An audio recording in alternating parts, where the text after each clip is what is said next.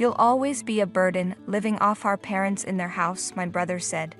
As the eldest son, I'll take over the company. Pack your things and leave. I can't believe you're still living here at your age. Go live on your own. My brother and his wife yelled at me after our father passed away. Then his wife threw water on me and laughed.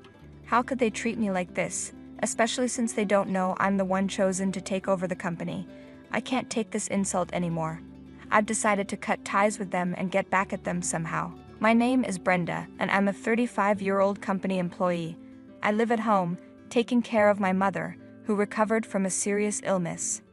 I lead a busy life.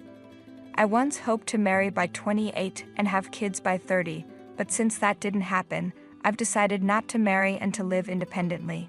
What I look forward to the most is having dessert with my mom at a new cafe on the weekends.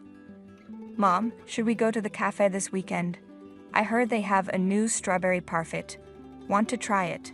That sounds delicious. Let's go, I'm looking forward to it. My mother enjoys these outings as much as I do. The weekdays are busy, but having something to look forward to keeps me going. We'll make it to Saturday, Mom, but don't overdo it. My mother had heart surgery 3 years ago, and at one point we were preparing for the worst, but she recovered quickly and is still with us. She has regular checkups every 2 weeks, takes lots of medicine, and stays healthy by exercising. Brenda, thank you so much. Because of you, I've been able to stay healthy. I thought it was the end, but I'm glad I fought through the treatment. My mom usually has to watch her diet, but once a month her doctor lets her eat whatever she wants. She looks forward to these outings with me. It might seem odd for a 35-year-old to enjoy going out with her mom, but it's a special time for me. My dad doesn't talk much, but he always enjoys listening to our conversations. The talks between you and Brenda are like a comedy sketch. It's fun to listen to, he says. We're just having some bro talk. Why would that be a comedy? I reply. My father runs a company and works hard, so he comes home tired every day. His routine is to relax on the sofa, watch TV, and have a beer with a snack. He used to handle everything at work by himself, but now he delegates some tasks to others, so it's less physically demanding. I'm proud of how hard he works for our family. Lately though, he's been having some off days, and I wouldn't be surprised if he names a successor soon. But for some reason, he's hesitant. Dad, don't you plan to let Philip take over the company? You seem really tired. My older brother Philip is 2 years older than me. I've always thought it would be better for my father to let someone else manage the company. I will never let Philip take over, my dad says. I'd rather give the company to someone else. He would ruin it in a month. He doesn't know anything about business and spends money recklessly. I can't trust the company to someone like him, my father said angrily. I had always wondered what happened between them, so I asked my mother. She told me that my brother Philip had financial problems during his college years. Back then, our family's financial situation was tough until the company started doing well. I chose to attend a cheaper public high school to help support the family, but Philip went to an expensive private school and spent his time playing around instead of working part-time. Even after Philip became an adult, my father asked him several times to help with the company. Philip always refused, saying, "Why should I help with a failing company? You started it because you liked it, so deal with it yourself." On top of that, Philip repeatedly used the company's money for his nightlife, eventually becoming uncontrollable. My parents didn't want to show me their struggles, so they kept quiet about Philip's issues for a long time. I wonder why Philip became so selfish, my mother said sadly. We raised both of you the same way, and we didn't spoil him. Philip was always full of complaints and sarcasm, with a narrow-minded personality. This year, Philip turned 37 and is set to marry his girlfriend, who is 7 years younger than him, after a long relationship. Just a week ago, I got a call from him saying he would come to greet us. But instead of calling our parents, he called me. Next week, I'm bringing my girlfriend over. It's a visit with the intention of marriage, so I can't bring her to a messy house, right? Make sure to tell Dad and Mom to prepare and tidy up, he said. Why are you telling me this? Why don't you talk to them directly? I asked, confused by his attitude. Philip's way of speaking was as unpleasant as ever. Even though I didn't want to, I decided to tell our parents, so they wouldn't be caught off guard by his visit. Philip is getting married, I told them. He said he's coming next weekend with her for greetings, so we should clean the house and prepare to host them. He should have told you himself instead of asking me. My parents sighed heavily and were silent for a while. However, they hoped that if the marriage went well, Philip might visit less often and spend less money. Let's make sure to handle this greeting properly, as if it were the last, my father said with determination. Then the weekend arrived, and Philip brought his fiancée to our family home. It's been a while. Sorry I couldn't get in touch sooner. I think Brenda told you, but I'm getting married to my girlfriend. Nice to meet you, I'm Holly. Please remember me, Philip said, but Holly's introduction felt off. She was wearing a miniskirt, heavy makeup, and had a smug attitude. Her greeting wasn't appropriate for a first meeting with our family. We were all stunned, but Philip didn't seem to care at all. They were a matching pair in that way. Amid the tense atmosphere, my mother tried to lighten the mood by asking Holly, "Do you work somewhere?" This only made Holly angry. "Huh? Work? I'm not working right now, but is there a problem? I plan to be a housewife, and I have no intention of working after marriage. Don't expect me to help out at your company," Holly said, even though no one had mentioned it. Her words angered my parents and me, but we decided to keep our cool and not stoop to their level. After they left, we talked about how we felt. "What on earth was that fiancé thinking?" my father said. She spoke as if she was looking down on my company. "What does Philip see in such a rude and presumptuous woman? It's really terrible. Are all people these days like that?" "Of course not, Mom," I reassured her. "Don't lump us together with her." That evening we couldn't stop talking about my brother and his fiancée during dinner. The three of us agreed to keep our distance from Philip and his future wife as much as possible. Later, Philip contacted us again. He said everything was going smoothly with the marriage, but they planned to register it first and decide on the wedding ceremony later. "Make sure to tell Dad and Mom to prepare a wedding gift early," he told me. "You're a working adult, so I'm counting on you." To avoid any complaints, I wrapped up a larger than usual amount of money as a gift and handed it directly to Philip. Later, I received a thank you call from Holly, but I could tell she was eating during the conversation. "Thank you for the gift. I thought your father's company was about to go out of business, so I'm lucky to have received this money," she said. "What? What do you mean by going out of business?" I replied, shocked. My father's company had about 30 employees and was doing fine, but Holly just laughed mockingly. Upset by her disrespectful comments, I quickly ended the call. A month later, something unexpected happened. I had taken a day off to take my mother to the hospital, but that morning, our rarely used home phone rang. We were even thinking of canceling the landline, so the sudden ring startled me. "Hello," I answered. It was an employee from my father's company, and their voice was trembling. "Something terrible has happened," they said. The president suddenly clutched his chest and collapsed. "We've called an ambulance, and he's being taken to the hospital now. Could the family please head there?" My mother, who was getting ready for her checkup, saw me pale with the phone in my hand and immediately understood something was wrong. "Brenda, what happened? Is everything okay?" "Dad collapsed and has been taken to the hospital by ambulance. We need to hurry, Mom." We decided to take a taxi to the hospital. On the way, we were overwhelmed with anxiety but kept praying for my father's safety. When we arrived at the hospital and rushed to the reception, we gave my father's name and were immediately directed to the emergency department. A stern-faced nurse soon arrived and said, "Please come this way." She led us to a hospital room. With trembling hands, I opened the door and saw my father lying there. He had already passed away. My mother and I stood in stunned silence as the doctor explained what had happened. When the ambulance arrived, he was in cardiac arrest. We tried our best to resuscitate him, but he never regained consciousness. "I'm very sorry." My father had suffered an acute myocardial infarction, and nothing more could have been done. The suddenness of it all made it hard to accept, but seeing my father's peaceful face, I remembered how he had worked tirelessly for us every day. It felt like he might finally be able to rest, which brought me some comfort. I had informed my brother about the situation on our way to the hospital. "I'm at work and can't just leave like you can," he said coldly. "It's probably nothing serious, so don't make such a big deal out of it." He then abruptly hung up. Even after I told him about our father's death, his insensitive response was, "I see. Well, it was just his time, I guess." Better than him becoming an old burden. It was hard to believe we were part of the same family. I felt a deep contempt for my brother. While my mother and I were engulfed in sorrow, time didn't stop for us, and we had to start making funeral arrangements. During this time, the thought of my father's company suddenly crossed my mind. What will happen to the company? I wondered. There are employees depending on it. I murmured, and then my mother pulled out a notebook.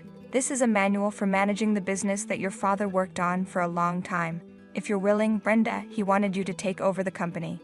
What do you think? The thick notebook she handed me was packed with information and know-how my father had gathered over the years.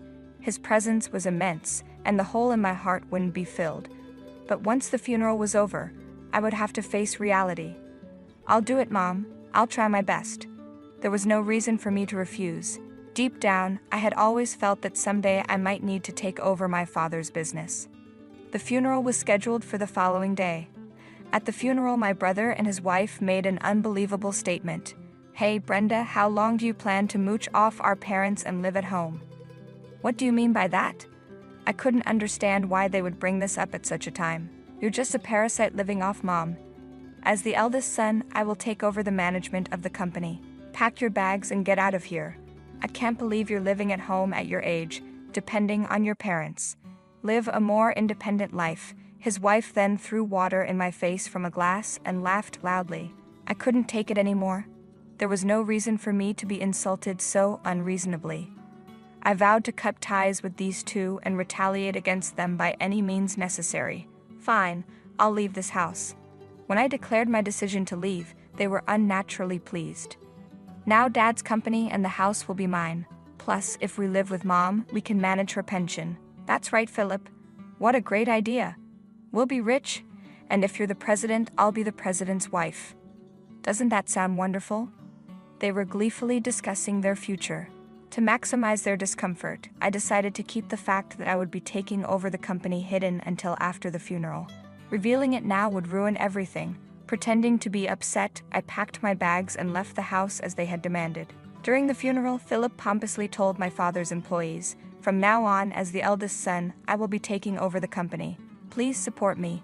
Even as everyone was mourning my father's passing, Philip continued with such remarks, completely ignoring the mood of the gathering. "He's hopeless," my mother sighed, dismayed. Only my foolish brother and his wife remained unaware of the entire truth. Even after the funeral ended smoothly, the busy days continued with various administrative tasks. During this time, I noticed over 100 missed calls and messages left on my answering machine from my brother. I decided to answer the next call. "Hey, what the hell did you do?" When I went to Dad's company, they told me the next president is his daughter. I haven't heard anything about this. I am the president. I've even quit my job at the other company. My brother ranted in anger, his statements disjointed, showing he didn't understand the situation he was in. He had excitedly gone to the company to introduce himself as the new president, only to be coldly received and ignored by all employees. How could Dad leave his precious company to someone like you who only thinks about himself? And I heard you and your wife are deep in gambling debts. What? How do you know that? I haven't told anyone. When I resigned from my previous job, I had mentioned taking over my father's company. When you have a sibling, it's a good idea to do a background check. There's often trouble involving money, my former boss had advised me. At first, I didn't understand what he meant, but just to be safe, I investigated my brother and his wife. The fact that they were swamped in gambling debts came to light. I had you and your wife investigated. How were you planning to repay those mounting debts? Were you planning to use the money Dad left behind? Was that why you wanted to kick me out and move back home? It's shockingly short-sighted. Why? How could this? It turned out that the debts, including those of his wife, had piled up to the point of no return. But I would never allow them to count on Dad's estate. Anyway, it's already decided that I will take over Dad's company. That was his last wish. The lawyer will soon confirm the will, but I don't think there will be a single penny left for you guys. What? That's a lie. Through the phone, I could sense my brother's panic, and I silently celebrated in my heart. Then the call was passed to my sister-in-law, who lashed out at me in anger. "Listen here, your brother is suffering, so as his sister, you should help him. You have no heart. You're the worst." I could have retorted in kind, but it would have been a waste of time, so I chose to ignore her. Please pay back the debts you created yourselves. It's irrelevant to me and Mom, so please don't contact us again. Your remaining options are to work hard and pay off the debt or declare bankruptcy. Good luck. Goodbye. Wait a minute. Listen to me until the end. I could hear her screaming from the handset, but I hung up the phone. They would now be chased by debt repayment and likely live in poverty for the rest of their lives. It was a fitting consequence for relying on my father's money and not valuing family. If they suffered even a bit as a couple, it would serve them right. Subsequent messages were left on my answering machine a few times. Currently, my brother and his wife have started working at a new factory, but their marital strife continues daily, and it seems a divorce is imminent. I do not want them to interfere in any way as I work to grow the company, so I intend to completely cut ties with them. Thus, my plan for revenge was successfully completed, with a sense of refreshing closure. My husband, Jack, gave Andy Prenmark a job after he got a lot of money from his family. He said to me, "I don't need to stay with you anymore. I'm getting $5 million. I don't need you when I have all that money." His words were cold, and it felt like he was ending our marriage after being together for a long time. I felt like I was just in his way, but Jack doesn't know yet about the big secret connected to the $5 million he's inheriting. "Mom, is it true that Grandpa is really sick?" My daughter Sophie surprised me with her question. Jack's dad, Ethan, being very sick was supposed to be a secret between Jack and me. "Did you hear that from your dad?" The only one who could have told Sophie is Jack. "Yes, Dad called and said I should give up Grandpa's money." Sophie's words made me worried. Just because of that one phone call, my peaceful life was going to change. A few days after Sophie's call, Ethan passed away quietly. Since I got married, I've lived with Jack's parents and I've always been there to help them when they were sick.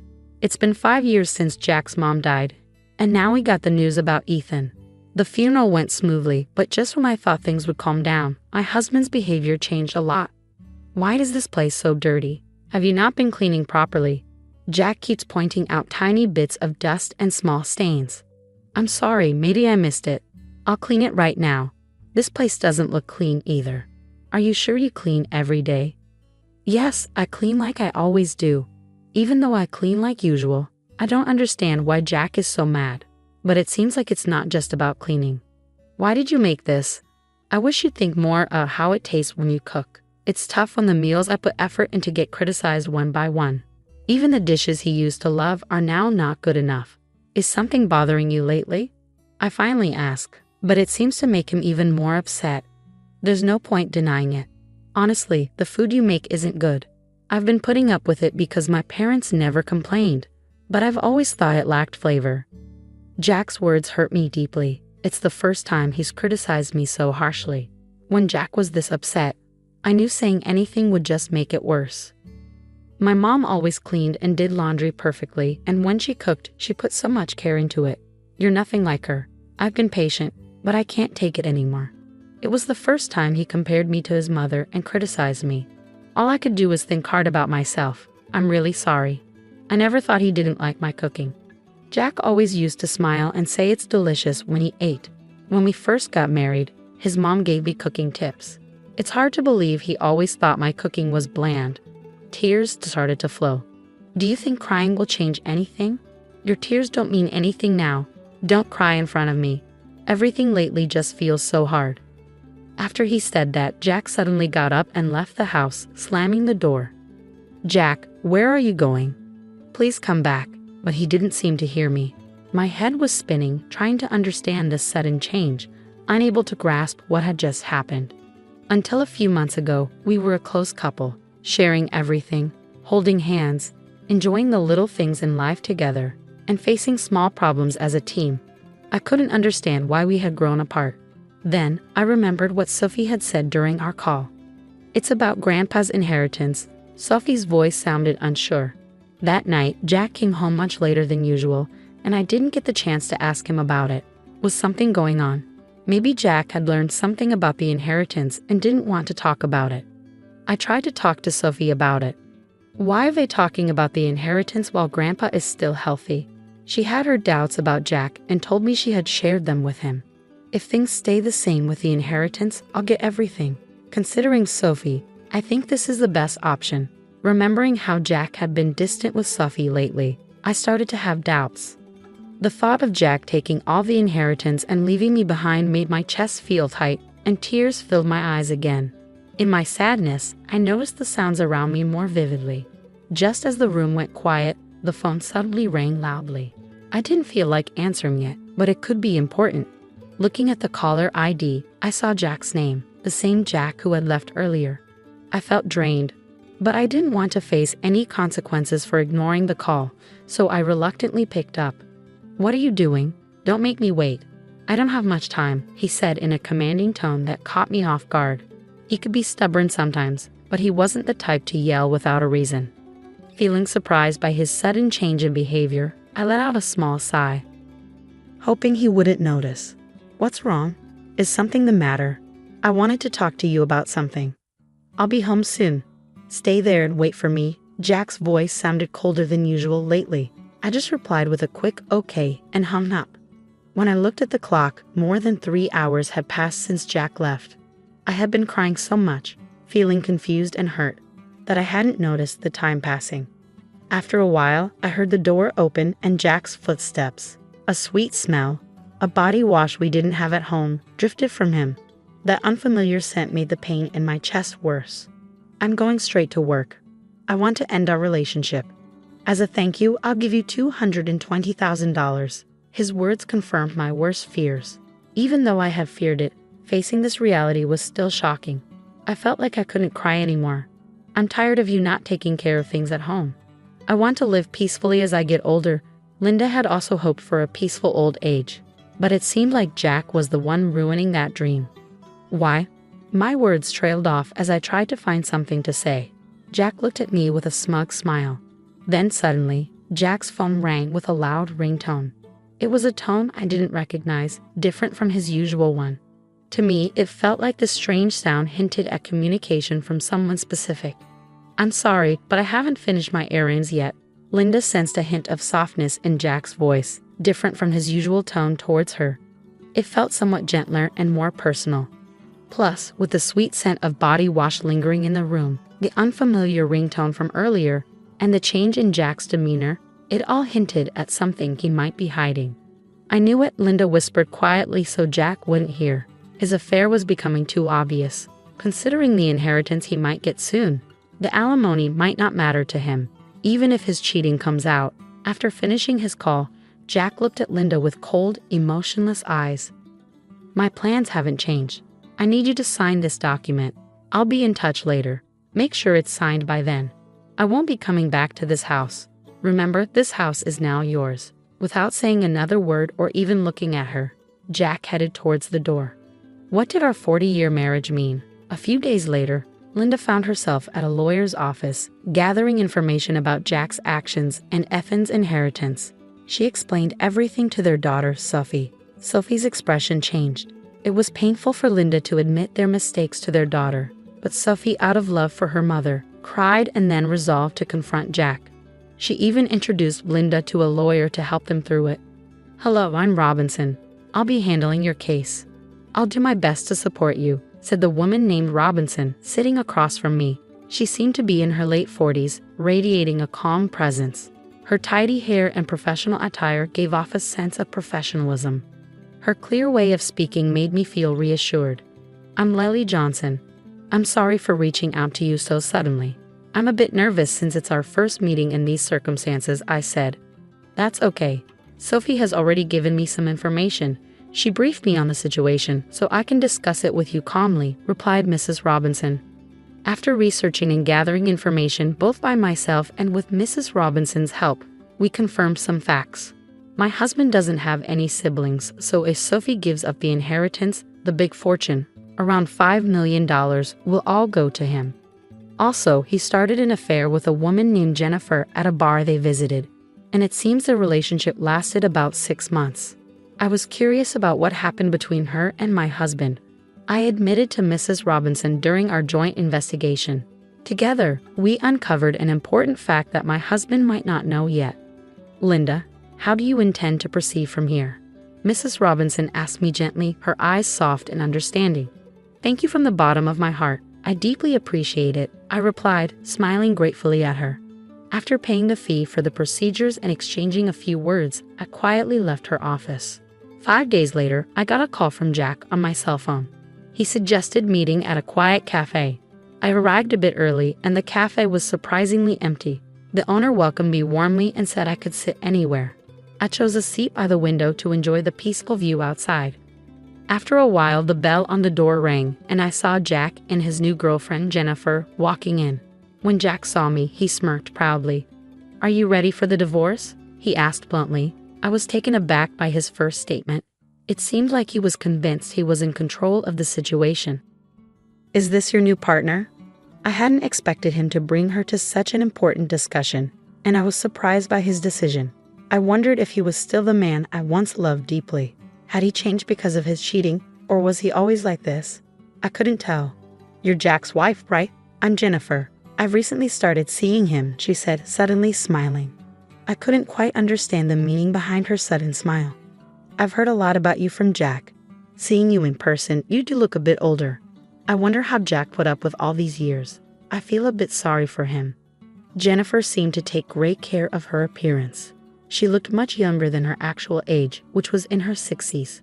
Compared to her, I might look my age, but I couldn't accept the way she said it. "Jennifer, it's those kinds of comments I warned you about," Jack interjected. "But yes, I did think that. But Jack, if it were me, I would cherish you more," I said softly. "I understand, Linda. I don't want you to overthink it anymore. I just want you to file the divorce papers," Jack said, his attitude not surprising me. "Hold on, there's something I need to discuss," I said, noticing a hint of confusion on Jack's face. "What do you mean? Is this about your father's inheritance? Is that why, after all these years of marriage, you're making this decision?" I wanted to know the truth behind everything. I fail to see how my father's inheritance and you are connected. That's solely my father's affair. I've heard detailed stories about your father's extensive inheritance from Sophie. I know its value. So what? That inheritance isn't for you to claim, Jack retorted. But I'll answer. Actually, more than the inheritance itself, the end of caring for my parents is one of the reasons I want to part ways with you. Just a caregiver role, I couldn't believe Jack saw me only as a caregiver and not the loving wife I used to be. I don't even have the energy to cry. Can we speed this up, Jack? I want to start our new life. Besides, have you still not let go of Jack? Anger and sadness hit me in waves. My hand trembled as I took a deep breath and pulled out the divorce papers. But my name isn't written yet. The situation isn't settled for me to hand them over.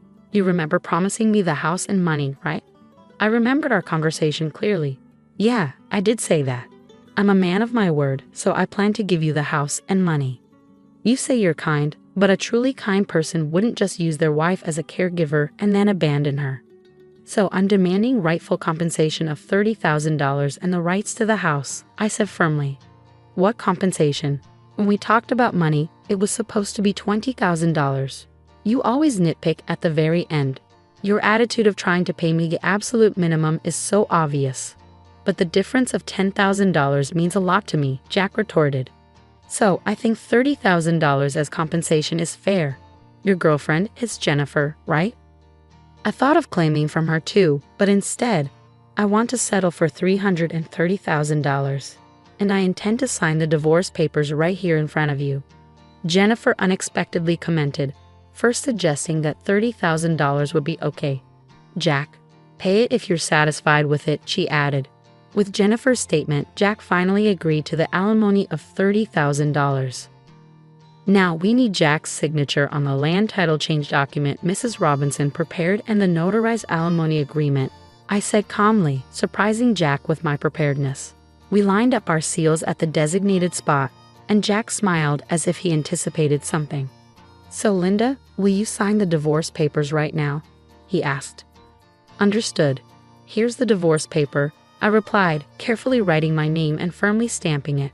Jack couldn't hold back his laughter and laughed out loud again.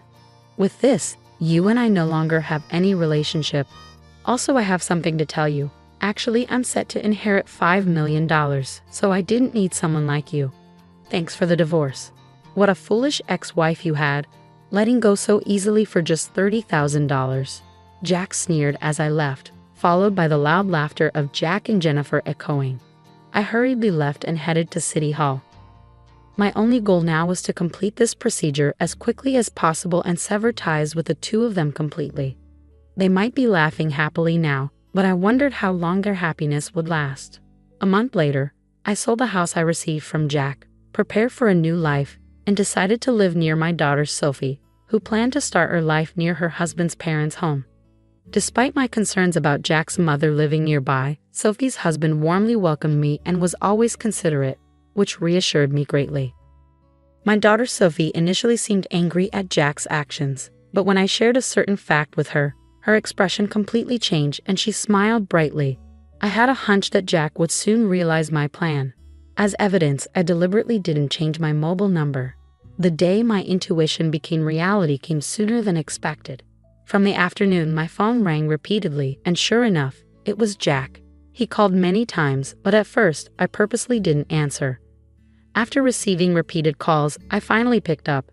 "Hello, why are you doing this?" I couldn't hide my surprise. "What's the matter?" "You called out of the blue." Jack raised his voice. "What's the problem? Where are you right now?" I thought he might have visited our old house. But in reality, that house had already been sold. "Since we've decided to divorce, there's no me for you to be involved with anymore." "Where did Sophie go?" "I can't find her. It seemed he went to Sophie's old house." Of course she wasn't there, and I handled all the information and procedures related to Sophie's husband's family home. So Jack had no way of knowing. He seems to have hit a dead end and contacted me. Go away, you useless wife who can't even do simple chores. I sat on the floor feeling small and insulted as my mother-in-law glared at me. "We have Mauricio and my mom, we don't need you. You always seem unhappy anyway, you're just a burden," my sister-in-law, who never helps around the house, added with disdain. "Wait a minute, Mauricio, your mom and sister are being too mean." Before I could say more, even my husband Mauricio sided against me. My mom and sister are right. I don't need a wife who can't manage household chores while working. Plus, I have a younger part-time helper who's much better. "Pack your things and go." Mauricio's words hit me hard. They all continued criticizing me, calling me a failed wife. I clenched my fists, feeling anger rise inside me. After all they've taken from me, how dare they? "Just wait, I'll make sure you all face the consequences," I thought, but I kept my expression neutral as I looked at the three of them. "Fine, I'll leave." The downfall of the family that's been dumping everything on me starts now. I'm Eleanor, 32 years old, and a working wife. Many women work after getting married, and I kept my job at the same company I joined after college because I enjoy it. One morning, while I was getting ready for work, Mauricio asked, "Eleanor, can you handle this? Tax season is approaching." He handed me a stack of receipts and invoices. "Again, you should manage your own shop's finances," Mauricio said, avoiding eye contact. "You know I'm better at this, so please." I married Mauricio 5 years ago. He used to work as a clerk at a restaurant I frequented, and after dating for a while, we decided to tie the knot. Now Mauricio runs his dream cafe, but he leaves tasks like purchasing and accounting to me. As I left for work, my mother-in-law added, "Eleanor, let's have Chinese food tonight. Can you get the ingredients ready?" "No, you can do it when you return. Also, Vivian and the kids are coming this weekend. Make sure to prepare something they'll like." I reluctantly replied before leaving. When we got married, I wanted to live just with Mauricio, but he insisted we live with his mother because he worried about her living alone. So we moved into his large family home. My mother-in-law isn't good at keeping the house tidy, and it was messy when we moved in. She lives on a pension and mostly eats out because she doesn't like cooking. Mauricio always says that housework is a woman's responsibility, so even though I work, I'm stuck doing all the chores for the whole family. On top of that, my sister-in-law Vivian, who has her own family now, often visits with her kids. When she's around, the workload increases. This morning, when I heard she's coming back this weekend, I thought, oh, not again. And then the dreaded weekend arrives. I'd love to relax on my weekends off from work, but instead, I have to entertain Vivian's kids and prepare meals. While I'm busy, Vivian drops a bombshell on me. Eleanor, by the way, I'm getting divorced and moving back here with the kids next month. Just thought you should know. What? Are you serious? Do you have a problem with that? No, I understand it's tough for you. When are you moving back? As soon as possible. My sister-in-law is coming home with the kids. I'm initially surprised, but then I reconsider. Vivian used to be a homemaker, so she'll probably help around the house. That should ease my workload a bit. Although we're not particularly close, I'm looking forward to having less work and going about my days. But my optimism quickly fades away. Vivian, much like her mother, contributes nothing. She spends her days lounging around, watching TV, and snacking. She doesn't work, nor does she help with household chores. It turns out her neglect of domestic responsibilities was a significant factor in her divorce. Now, I'm left to do all the chores, including catering to her fussy kids and getting them ready for school. As time goes on, my workload at my job increases with a new project that demands more overtime and early starts. The house becomes progressively messier. Coming home to a dirty house is incredibly disheartening, yet everyone continues to ask, "When's dinner?" or "Why are you so slow?" To add to my frustration, I start receiving passive-aggressive comments from Vivian and my mother-in-law. "Eleanor, the laundry is piling up. Just because you work doesn't mean you can slack off," they remark, oblivious to my own workload. Whenever I try to defend myself, Vivian interjects, "Talking back to your mother-in-law, you're quite bold, Eleanor. And you've been buying all the meals. That's not good for the kids. If you're home, can't you pitch in a bit?" Then Mauricio chimes in, "As a business owner, I'm providing for the family. You don't have to work.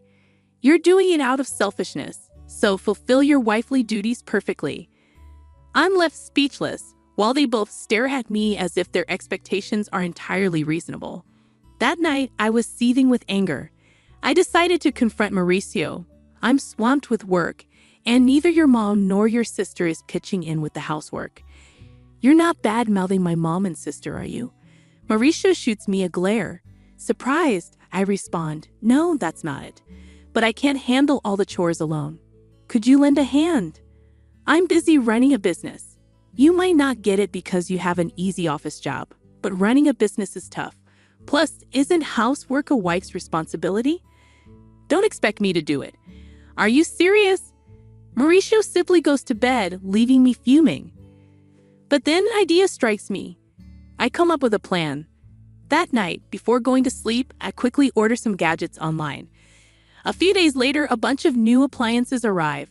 A washer, dryer, a cleaning robot, and kitchen appliances with automatic cooking functions. If no one's going to help me, I might as well make my chores easier with some handy gadgets. As the delivery guys are bringing in the washer, my mother-in-law and sister-in-law show up. "You bought a new washer without consulting us. The old one still works, but it's outdated, and this will make laundry quicker and simpler. What's all this? A cleaning robot and cooking appliances? Eleanor, come over here." I'm called into the living room where they're seated on the sofa, while I'm asked to sit on the floor. Mauricio is there too, sitting beside his mom, looking smug. "What's happening?" My mother-in-law shouts. "What do you mean, what's happening? You've spent all our money on these lazy gadgets. What were you thinking?" I thought they would help with the housework. Efficiency isn't everything. People rely too much on machines these days. My sister-in-law adds, "Exactly, Eleanor. And those are luxuries. The appliances we have are perfectly fine. You're just wasting money because Mauricio owns a business." She shoots me a glare, and Mauricio nods in agreement. "But you're just trying to make your life easier. Can't you even handle housework properly?" I wanted to retort, "Look who's talking," but I remained silent. Finally, perhaps frustrated by my lack of response, my mother-in-law snaps, "If you can't handle housework, you should just leave." I stare at her in shock. She stares back, unyielding. "We don't need you. Mauricio and I are fine without you. You always look tired and miserable. You're just a burden," my sister-in-law says with exasperation. Hold on, Mauricio, your mom and sister are being too harsh. When I turn to Mauricio for support, he looks down at me and says, they're right. I don't need a wife who can't manage housework. I stare at Mauricio in disbelief, but he just smirks. I'm a business owner, and I have the right to spend my money as I please. I don't need a wife who spends it to make her life easier. Why would you say something like that? Besides, I've been getting along well with a young part-time worker. She's cute, unlike you. Pack your bags and leave. Stunned by Mauricio's words, all three of them start berating me, labeling me a failure as a wife. I clench my fists in anger. After all they've taken from me, they have the audacity to say this. Just wait. You'll regret this. But I maintain my composure and say, fine, I'll leave. Good. We'll be better off without you, my mother-in-law spits out. I rose silently and placed something on the table. Mauricio, let's get divorced, I said, sliding over a pre-filled divorce application. I had obtained it as a symbol of my exhaustion, tired of everything. Fine. I'll sign it. Don't regret it later, Mauricio responded, signing the papers. I packed my bags and left for a weekly apartment the same day. No one came to bid me farewell.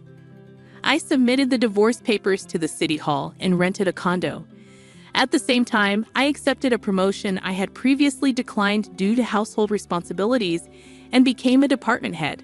Finally able to focus on my career, which I had almost abandoned, I threw myself into my work with renewed determination. Delighted to be free from any hindrance, I felt an overwhelming sense of relief about a week after leaving. My former mother-in-law began calling after a year, but I was too occupied to entertain someone who had once deemed me worthless. I chose to ignore her calls. A year later, on a day off, she called again. Feeling it was time to address matters, I answered hesitantly, hello. Ah, Eleanor, you finally answered. How could you ignore me for over a year? What do you want? Well, how have you been? Are you okay? I responded bluntly to her probing. I'm doing great, working hard in my own place. I've been promoted and my salary has increased. I'm living comfortably. Is that so? Would you consider returning? Her tone held a hint of pleading, and I asked, cautiously, why now? We're in trouble. We're running out of money, she confessed. I couldn't help but smirk as I replied, so Mauricio's cafe isn't even making an $11,000 profit, huh? And neither you nor your daughter have jobs. Well, that explains it. Eleanor, did you know? Of course I knew. Mauricio's cafe was barely making $800 a month in profit. Since I handled the finances, I was well aware. Mauricio, who acted like a big-shot business owner but neglected proper management and customer service, probably had no clue, but I did. I was the one handling all the accounting and inventory. Why didn't you say something? I had no idea you were managing a big company and contributing so much to our living expenses. Yes, I was putting in over $3,000 a month. That's how everyone was able to live. I had been supplementing the family income with my own salary because I knew Mauricio's shop wasn't making much. He probably realized he couldn't make ends meet without my income only after I left. Please, Eleanor, come back. By the way, what happened to Mauricio's shop? Ignoring my former mother-in-law's plea, I informed her Mauricio's shop is going under next month. Even the part-time girl left him. That makes sense. With such sloppy management, he can't keep a business running, and he's too proud to do what needs to be done. No woman would want to be with a man like that. I chuckled, leaving my former mother-in-law speechless. Can we wrap this up? I'm busy, I interjected. She hurriedly continued. Also, the house has been a mess since you left. A mess? According to her, the house was in chaos because no one was doing any housework. It was cluttered, no one was cooking, so they had to buy food, and they couldn't even afford a new washing machine. It would have been nice if you left those appliances, she remarked. What do you mean? Those lazy appliances? And what's wrong with taking things that I pay for? I shouldn't have said that, but I never expected the house to deteriorate like this just because no one was doing the chores. Isn't it strange that 3 adults can't manage the housework? I questioned, growing irritated. What are your daughter and Mauricio doing? She lowered her voice. Well, Mauricio has been sulking at home all day, doing nothing since he found out his shop isn't making any money. Really? He said he could do whatever he wanted with his money because he's a business owner. And Vivian refuses to work no matter how much I tell her. She doesn't do housework, and she even asks me for pocket money for herself and her kids. My pension is running out. Really? Your daughter told me she didn't need me because she had you? I retorted icily. My former mother-in-law attempted to sway me once more. Please, Eleanor, my pension isn't enough for the three of us anymore. I have no intention of returning to that house. Your children are quite dependent, aren't they? She fell silent. Just as I was about to end the call, she persisted. Eleanor, will change. Please come back. Let's all live happily together again. Sure, happily with a worthless wife. I cut her off. She stumbled over her words but continued to plead. I apologize for what I said. We're family. Help us. We can't even afford the property taxes anymore. We'll have to sell the house. I'm neither obligated nor inclined to assist you. Sort it out yourselves. Goodbye from your worthless wife, I said, disregarding her cries as I ended the call and blocked her number, savoring my coffee in my tidy apartment.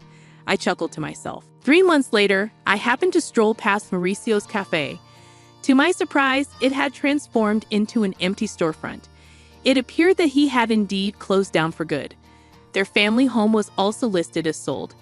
When I bumped into a former neighbor, they informed me that the three of them had sold the house and relocated, now residing in a cramped nearby apartment.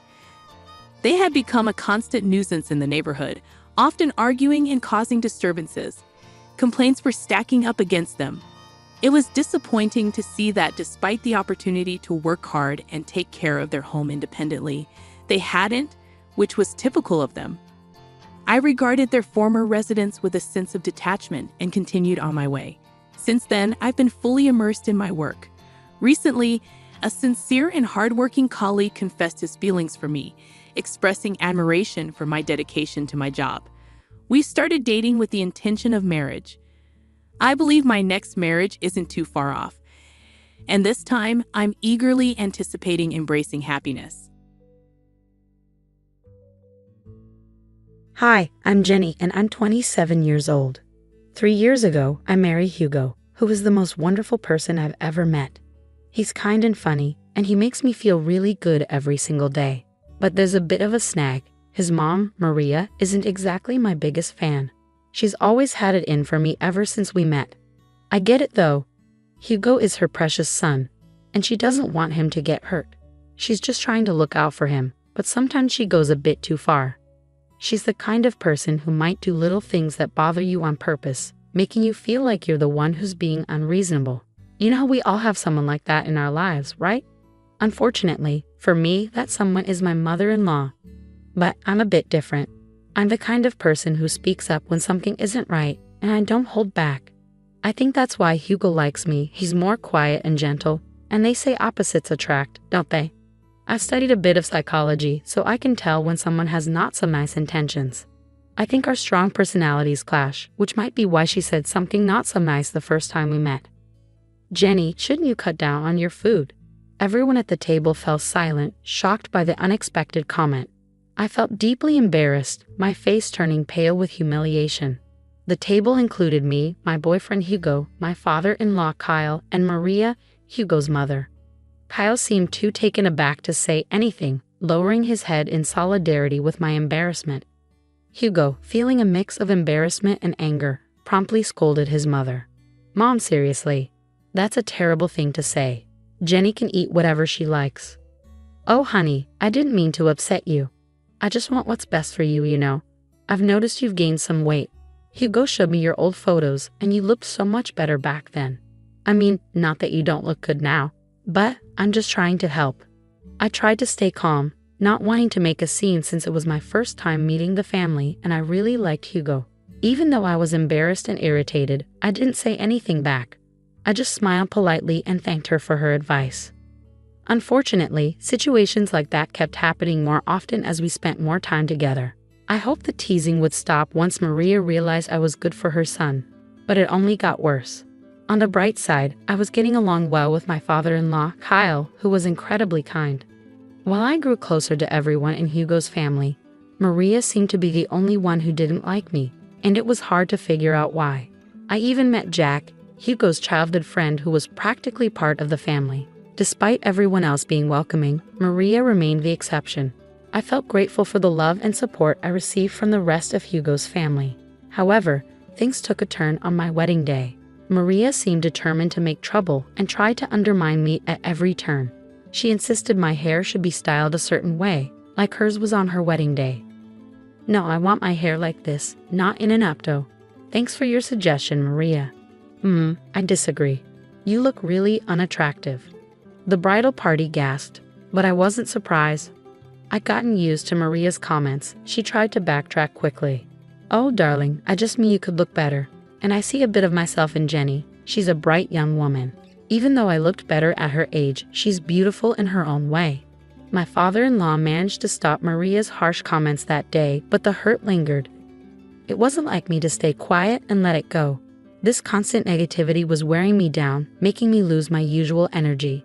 Fast forward 3 years to today. We were at Hugo's parents' house for dinner, including Jack, so it seemed important.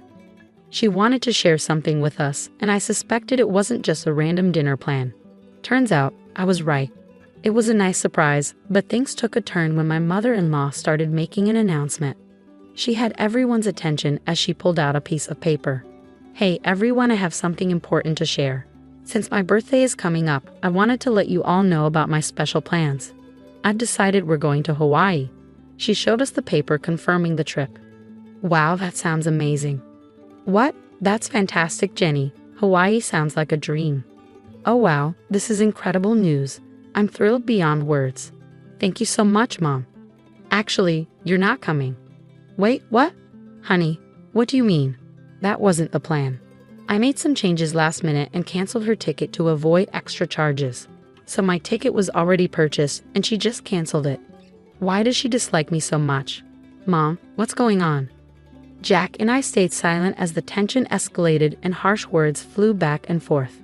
Eventually, Maria reluctantly spoke up after being pressed for an explanation. Okay, fine. I'll tell you why I decided Jenny shouldn't come to this family event. As I'm getting older, I want to spend my time with the people I care about most. Unfortunately, Jenny isn't on that list. Seriously, Mom, that's so hurtful. There's nothing wrong with me. Don't disrespect me. I'm just saying, well, Jenny isn't technically family since she's not related by blood. By that logic, Jack shouldn't go either, right? He's not technically family, as you're saying. But we all know that's ridiculous. He's part of the family. And since Hugo and Jenny got married, she's family too. Well, Jack is different. He's our precious angel. He's always been here, but Jenny hasn't. That's why I'm not comfortable with her coming on the trip. It's my birthday, so I get to decide.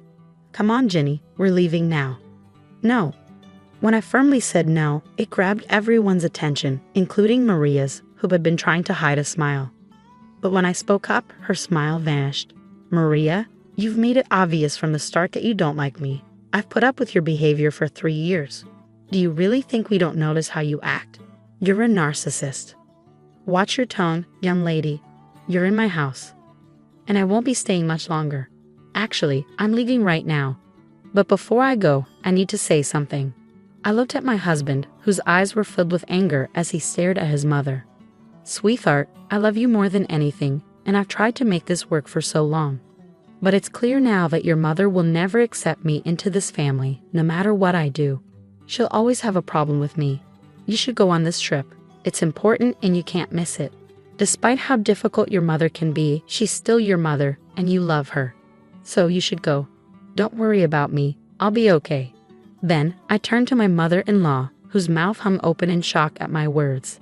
And as for you, I'm sorry to say, but I love your son, and I'm not going anywhere. You might try to push me away, but I'll always be here. Even when you're in Hawaii, you'll still be thinking about me because, let's be real, I think you're obsessed with me. How dare you? I should slap you right now. I'm not finished. You are obsessed with me. You're obsessed with tearing me down. And I can't understand why when I've only shown you kindness and patience, even when you didn't deserve it. But enough is enough. If you don't want me to go to Hawaii with you, fine. If you don't think I'm part of the family, fine. But I'll always be here. As long as I'm alive, I'll be here for Hugo, Kyle, and even Jack. But never for you. At that moment, I realized I finally silenced her. She stood there with her mouth hanging open, seemingly at a loss for words. For once, I'd managed to keep her quiet. I said my goodbyes to the rest of the family, gave my husband a kiss on the cheek, and headed towards the door. Let me drive you home at least. I can't let you take a cab. Please don't worry about me, honey. I love you and thank you for loving me, but I'll be fine. You have a trip to plan. All right, if you say you'll be okay, I'll trust you. Oh, don't forget your purse. Ah, my purse. I left it in the kitchen. Later on, Maria went into the kitchen, maybe to take a moment after the intense situation. After being confronted like that, I'd need a breather too. What do you want? Don't worry about me, honey. I'm just here to get my things. Well, hurry up. I want you out of my house. I can't believe you said those things to me. With that, she stormed out, too angry to even see me off. I rolled my eyes at her dramatics and reached for my purse. Next to it, I noticed a piece of paper with Maria's handwriting. I assumed it was the trip itinerary, feeling a bit bitter about not going. Curiosity got the better of me, so I grabbed it and started reading. Dear Jack, you've always been like a son to me and I love you dearly. Oh, it's a letter to Jack. That's a bit unexpected, but I suppose it's nice. As I continued reading, my curiosity got the best of me. The love and care you've shown me over the years will never be forgotten. I hate to admit it, but even when it comes to my son Hugo, I feel like the love we once shared is fading. Wait, what? She loves Jack more than Hugo? That doesn't make sense. As I continued to read the letter, each line shocked me more than the last. I couldn't believe what I was seeing. There was so much to process, and although it wasn't right for me to read the letter, I'm grateful I did.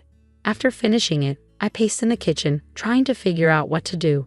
Then it hit me. Everyone who needed to know about this letter was in the other room. It was time to act. I read the letter again to confirm what I had seen. Yep, it was the same shocking content. I walked back into the dining room, where only 3 pairs of eyes met mine. Jenny, I'm so sorry for what Maria is putting you through. Don't worry, you're coming to Hawaii with us. She's just going through a rough patch, but I'll talk to her and make her change her mind. I don't know what's gotten into her lately, but I'll fix it, Kyle said. Kyle, please don't worry about me. I'm fine. Actually, I found something interesting that I need to share with everyone, especially Hugo. Hugo and Jack looked concerned. Hugo might have thought I was about to ask for a divorce. Whenever I complained about his mother, he'd agree and wonder how I put up with it. I always told him it was because I loved him too much to leave and that I'd go through anything for him. I noticed Maria wasn't here. Where is she? She needs to be part of this too. I mentioned earlier she seemed a bit off after your confrontation. She said she got a headache and wanted to rest upstairs. She won't be down for a while. You know how she is about her beauty sleep. I sighed, irritated by Maria's habits that inconvenience others. This is really important. She needs to be here. It's okay, Jenny. You can tell us, and we'll let her know when she wakes up. I hesitated, wanting Maria to hear this too. I think you should just tell us, honey. It's okay, and you know Hugo struggles with anxiety. It's not good to keep him waiting. That was true. Hugo's anxiety was noticeable, and I didn't want to add to it. Okay, fine. I'll show you what I found when I was in the kitchen getting ready to leave. It's something important that you all need to know about. I pulled out the paper and began to read. It says, Dearest Jack, you've always been like a son to me and I love you dearly. The love and care you've shown me won't be forgotten. But even when it comes to my son Hugo, I feel like our love isn't the same. What? What does this mean? As I continued reading, the words sent shockwaves through the room. Hugo, things between us just aren't the same anymore. And I think it's because of Jenny. Since he married her, he's drifted away from me. He doesn't love me anymore. And so I don't think I love him either. But you're my son, and I love you. I've decided to update my will so that you inherit everything, not Hugo. I know it might hurt him, but I don't care anymore. That Jenny girl is to blame. She's poisoned my feelings for him. I hope you understand. I didn't want to tell you in person because I couldn't bear to see the rejection on your face. I know you love Hugo like a brother, and you might not approve, but I don't care. Everything, The money, the house, the cars, even my businesses, they're all yours. If you want to talk about it more, call me. I love you forever, your second mom." When I finished reading, the room was filled with a mix of emotions. Kyle looked like he might cry. Jack was stunned, but Hugo looked furious, like he was ready to explode. "I can't believe she said all that. Is she serious? She cut me out of her will just because of Jenny? She's gone mad." I'm speechless. This is too much. I'm done with her toxic behavior. What do we do now? In that moment, an idea struck me. 1 week passed, and it was time for the planned Hawaii trip. Maria woke up to find a note from her husband on her bedside table. "Good morning, beautiful. We decided to let you sleep in a bit longer. Don't worry, your bags are all packed. Just meet us at the airport." Maria quickly got ready and headed to the airport, searching anxiously for her family members. She tried calling them, but nobody picked up. Assuming they were already on the plane, she hurriedly boarded her flight, hoping to meet them in Hawaii. She endured the 12-hour flight, and once she landed, Maria video called Kyle. "Hello. Kyle, where are you guys? I woke up late and saw your note, which was cute if I hadn't slept in. I got to the airport and tried calling, but no one answered. I assumed you had already boarded, but now we're in Hawaii. How exciting. Where are you? Let's meet up and start the fun." "That won't be happening, Maria." "What do you mean? Where are you?" "I'm at home." "What?" "I'm at home. We're all at home. Say hi, everyone." Kyle showed Maria on his phone that they were all sitting at the dining table where they received the upsetting news a week ago. "What do you mean? Why are you at home?" "You see, Maria, Jenny shared some eye-opening information with us last week. Since then, we decided we'd rather spend our time in Florida with her than anywhere else with you." Maria gasped. "You think I wouldn't find out?" "Find out what, dear?" "Oh, don't try to sweet-talk me. You were really planning to cut me out of the will, Mom." Hi, how did you even find out about that?" "That girl you despise, Jenny, found your letter in the kitchen." "I don't know what you're talking about. Maria, lying won't help." "Jack, you have to believe me. I didn't do anything like that. We all read the letter, Maria. It's over." But, I didn't do anything. Jenny is lying." "Oh, really? You're so pathetic. It's nauseating. We all know the truth. Thank goodness I found that letter." "Hugo, Kyle, please." "No, Maria, enough. You're done. You don't get to say anything. Your hatred blinded you, and now you have to face the consequences of being alone on your birthday because of your actions. Use this time to reflect." "But I'll be alone. It won't be fun. Maybe people would want to hang out with you if you weren't so unpleasant. Enjoy." With that, Kyle ended the call. We all sighed with relief, and I couldn't help but start laughing. Hugo joined in, and soon we were all laughing at the absurdity of it all. Maria's shocked expression was priceless. Her face went pale, and I could see her embarrassment. We laughed at the dining table, relieved that the truth was out. Maria spent her vacation alone, desperately calling Kyle to join her to avoid canceling expensive reservations. However, Kyle refused, insisting on setting ground rules for their marriage upon her return. Maria's attitude changed drastically, becoming apologetic and frantic, surprising everyone. Hugo made it clear that Maria needed a major attitude adjustment to remain in his life, or he'd leave her.